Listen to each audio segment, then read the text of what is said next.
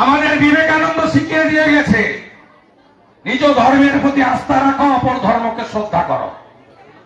প্রকৃত ইসলাম মানে কোন লোক এটা চায় না।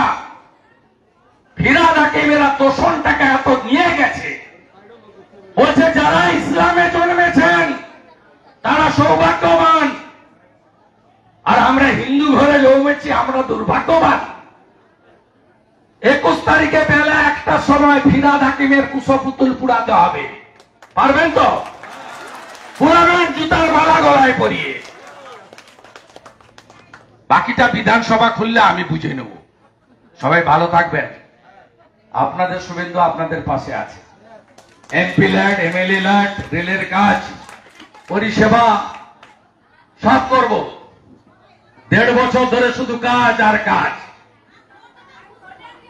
আর আমার সংখ্যালঘু মোর্চার ভাই বোনেরা, আপনারা শুনে রাখুন, আমাদের সাথে যে আমি তাদের সাথে।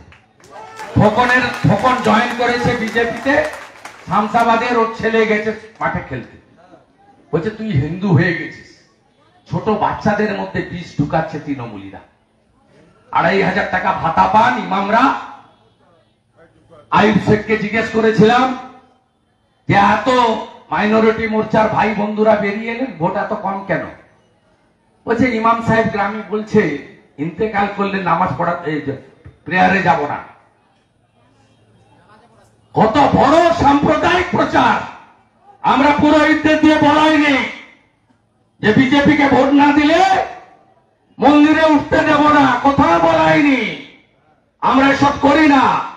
এইসব সাম্প্রদায়িকতা করে তৃণমূল কংগ্রেস ভোটের জন্য চাকরি দিতে পারেনি, কাজ দিতে পারেনি, বাজারে জিনিসপত্রের দাম কমাতে পারেনি, নারী সুরক্ষা দিতে পারেনি, শিল্প আনতে পারেনি, কৃষককে কম দামে সার দিতে পারেনি, শিক্ষাঙ্গন তৈরি করতে পারেনি, নতুন এয়ারপোর্ট বানাতে পারেনি, নতুন সমুদ্র বন্দর বানাতে পারেনি, নতুন রাস্তা বানাতে পারেনি, রেল লাইনের জন্য জমি দিতে পারেনি।